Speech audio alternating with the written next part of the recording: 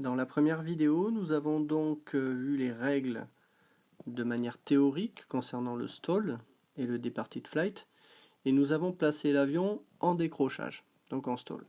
Nous allons maintenant appliquer la procédure de stall. Nous sommes à une vitesse de 1, comme on a vu, à une altitude de 17. À une altitude de 17, la vitesse mini étant de 2, nous sommes donc dans le cas du stall. Nous allons donc maintenant appliquer la procédure de stall. Un coup d'œil sur le tableau. Donc nous sommes bien à la vitesse inférieure à la vitesse mini.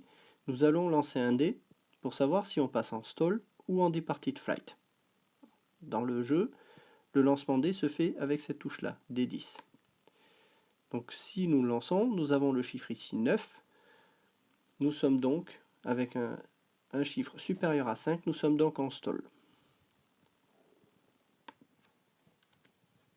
Stall.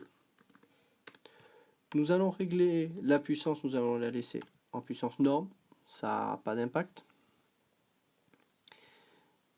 Et ensuite nous allons passer au calcul de la perte d'altitude. Donc nous sommes à une vitesse de 1, qu'on n'arrondit pas dans ce cas-là à 0,5 au-dessus, et on ajoute 1. Nous avons donc une perte d'altitude de moins 2. Nous aurons donc au tour suivant une altitude de 15. L'accélération. Nous sommes au premier tour du décrochage, on a donc plus 0,5 par altitude perdue. Nous avons perdu 2 points d'altitude, nous allons donc avoir un accel point de 1.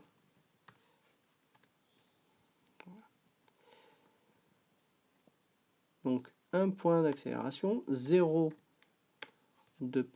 point de décélération. Nous avons un decel carry de 0,5. On fait le calcul entre les deux. Il nous reste donc, pour le tour suivant, une accélération de 0,5. Et nous n'aurons plus de decel carry.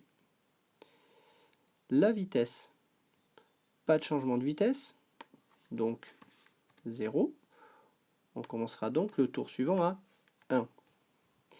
Attention, il est bien précisé dans les règles, si on se réfère ici, dans stalled flight, aircraft does not move or change facing. Donc en décrochage, l'avion n'avance pas.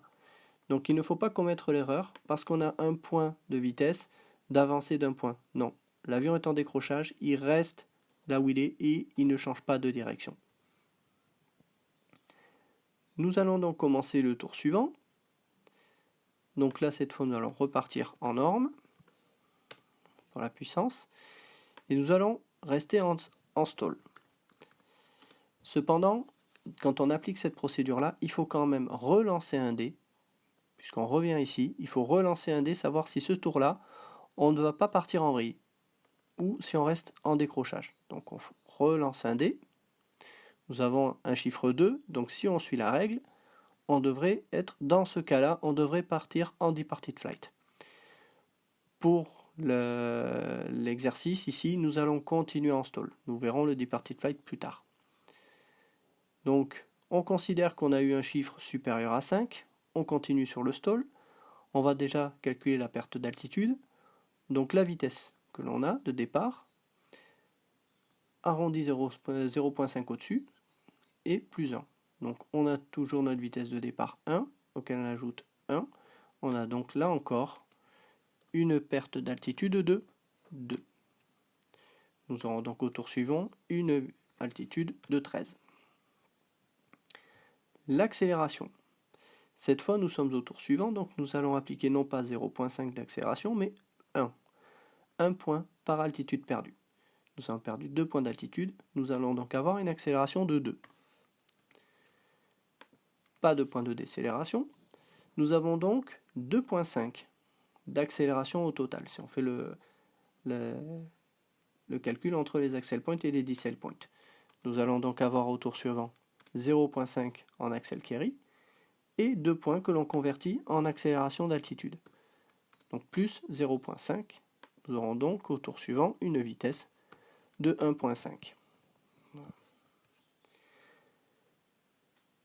Voilà qui conclut déjà cette première partie. Donc nous sommes toujours en décrochage sur ce tour-là. Donc là encore, on ne touche pas à l'avion, on n'utilise pas ce point de déplacement. Il est en décrochage, il reste dans cet hexagone.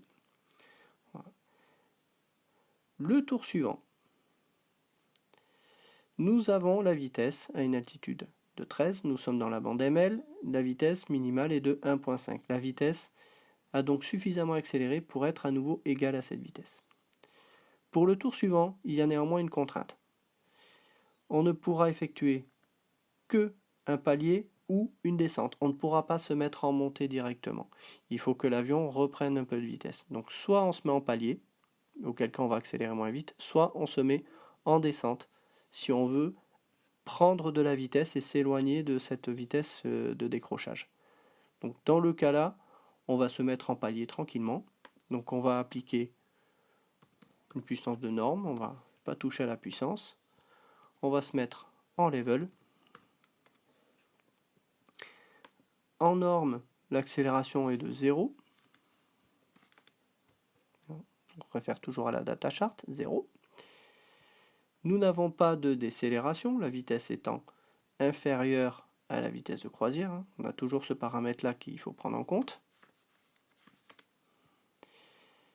Et donc nous n'avons pas de variation de vitesse.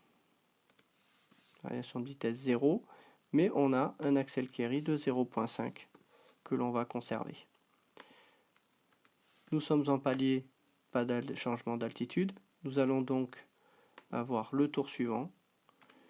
Toujours une altitude de 13 et une vitesse qui n'a pas changé de 1.5. Voilà donc comment on utilise la procédure de stall. Donc il faut vraiment être méthodique, d'où le fait d'avoir fait ce petit tableau qui permet de voir les différentes étapes pour pouvoir s'y retrouver plus facilement. C'est quand même beaucoup plus clair.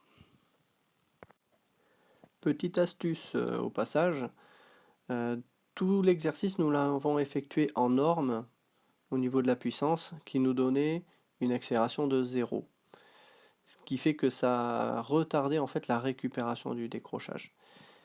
Si dans la pratique vous vous retrouvez en décrochage, vu que dans la phase de décrochage on peut tenir compte des accel points, il ne faut pas hésiter à mettre de la puissance, que ce soit de la puissance militaire ou de la post-combustion, de façon à pouvoir bénéficier rapidement de points d'accélération et donc de pouvoir ajouter ces points d'accélération pour accélérer plus rapidement et sortir plus vite du décrochage. C'est un petit conseil que je vous donne. Par contre, ce qu'il faut bien être conscient dans ce cas, c'est que quand on fait le choix de la puissance, c'est avant de lancer le dé et donc d'appliquer cette procédure. Ce qui fait que si vous appliquez pleine puissance et que vous continuez dans ce cas-là en stall, ça va être bénéfique. Par contre, le risque, c'est que si vous avez un lancer dé qui vous fait partir en departed flight, là le problème c'est que vous allez vous retrouver dans le cas où vous risquerez de faire un flame out, donc une extinction moteur. Donc il faut bien peser le pour et le contre et se dire on tente ou on tente pas. C'est à double tranchant.